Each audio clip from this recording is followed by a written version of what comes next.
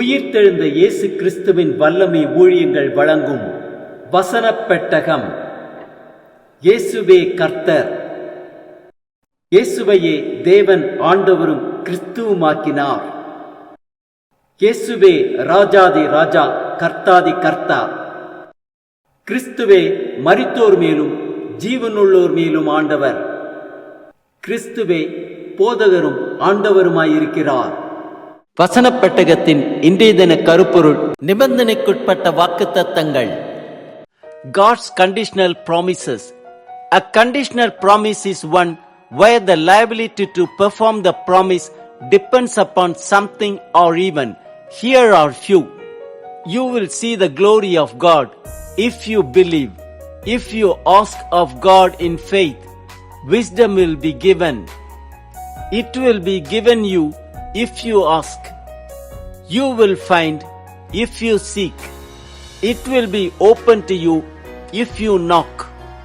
No one can be against you when God is for you. We can do all things if Christ strengthens us. Jesus will give to everyone according to their works. You will receive whatever you ask for in prayer if you believe. You are really my disciples if you hold to my teaching. You are my friends if you do what I command. When Jesus appears, we will be like him if we are children of God. நீ விசுவாசித்தால் தேவனுடைய மகிமையை காண்பாய். நிபந்தனைக்குட்பட்ட தேவனுடைய வாக்குத்தத்தங்களை பார்க்கலாம்.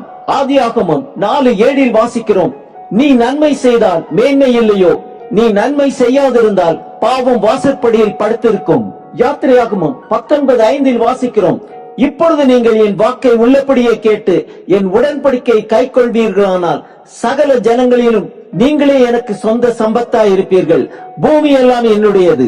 சங்கீதம் 91:9-10 வாசிக்கிறோம்: எனக்கு அடைக்கலமாயிருக்கிற உன்னதமான கர்த்தரை உனக்கு தாபரமாக கொண்டாய், ஆகையால் பொல்லாப்பு உனக்கு நேரிடாது, வாதையும் கூடாரத்தை அணுகாது.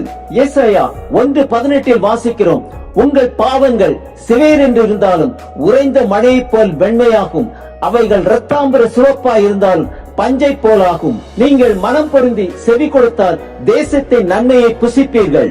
ஏசாயா 48:18 வாசிக்கிறோம்: என் கற்பனைகளை கவனித்தாயானால் நலமாயிருக்கும், அப்பொழுது உன் சமாதானம் நதியைப் போலும் உன் நீதி சமுத்திரத்தின் அலைகளைப் போலும் இருக்கும். மத்தேயு 6:14 வாசிக்கிறோம்: மனுஷனுடைய தப்பிதங்களை நீங்கள் அவர்களுக்கு மன்னித்தால் உங்கள் பரமபிதா உங்களுக்கு மன்னிப்பார். மனுஷனுடைய தப்பிதங்களை நீங்கள் அவர்களுக்கு மன்னியாதிருந்தால் உங்கள் பிதா உங்கள் தப்பிதங்களையும் மன்னியாதிருப்பார். மத்தேயு 17:20 வாசிக்கிறோம்: அதற்கு இயேசு, உங்கள் அவிசுவாசத்தினாலே தான். கடுகு விதை அளவு விசுவாசம் உங்களுக்கு இருந்தால் நீங்கள் இந்த மலையை பார்த்து இவ்விடம் விட்டு அப்புறம் போ என்று சொல்ல அது அப்புறம் போம். உங்களால் கூடாத காரியம் ஒன்றுமிராது என்று மெய்யாகவே உங்களுக்கு சொல்லுகிறேன். மத்தேயு 21:22 வாசிக்கிறோம்: மேலும் நீங்கள் விசுவாசம் உள்ளவர்களாய் ஜெபத்திலே எவைகளை கேட்பீர்களோ அவைகளை எல்லாம் பெறுவீர்கள் என்றார்.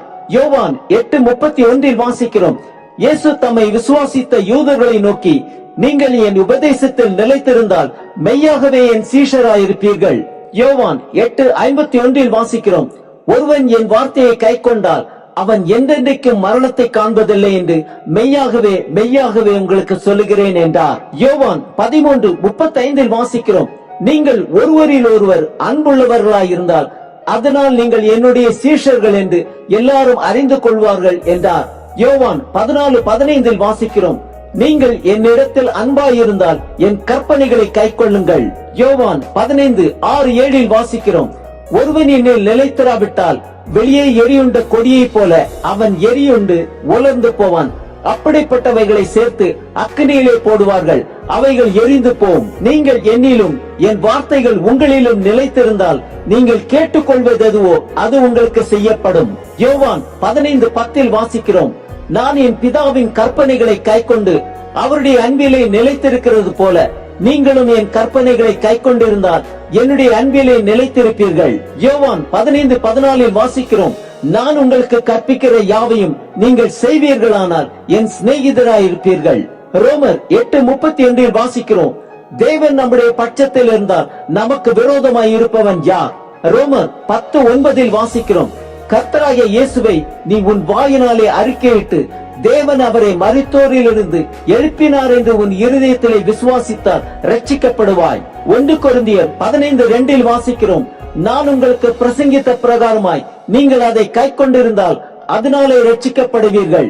1 கொரிந்தியர் 16:22 வாசிக்கிறோம், ஒருவன் கர்த்தராகிய இயேசு கிறிஸ்துவின் இடத்தில் அன்பு கூறாமற் போனால் அவன் சபிக்கப்பட்டவனாயிருக்க கடவன், கர்த்தர் வருகிறார். வெளிப்படுத்தின விசேஷம் 22:18-19 வாசிக்கிறோம், இந்த புஸ்தகத்தில் உள்ள தீர்க்க தரிசன வசனங்களை கேட்கிற யாவருக்கும் நான் சாட்சியாக எச்சரிக்கிறதாவது, ஒருவன் இவைகளோட எதையாகிலும் கூட்டினால் இந்த புஸ்தகத்தில் எழுதியிருக்கிற வாதைகளை தேவன் அவன் மேல் கூட்டுவார். ஒருவன் இந்த தீர்க்க தரிசன புஸ்தகத்தின் வசனங்களில் இருந்து எதையாகிலும் எடுத்து போட்டால் ஜீவ புஸ்தகத்தில் இருந்தும் பரிசுத்த நகரத்தில் இருந்தும் இந்த புஸ்தகத்தில் எழுதப்பட்டவைகளில் இருந்தும் அவனுடைய பங்கை தேவன் எடுத்து போடுவார். ஆம், ஆசீர்வாதங்களை பெற்றுக்கொள்ள தேவன் கொடுத்திருக்கும் நிபந்தனைகளை கைக்கொள்ளுவோம், ஆசீர்வாதங்களை சுதந்திரித்துக் கொள்வோம்.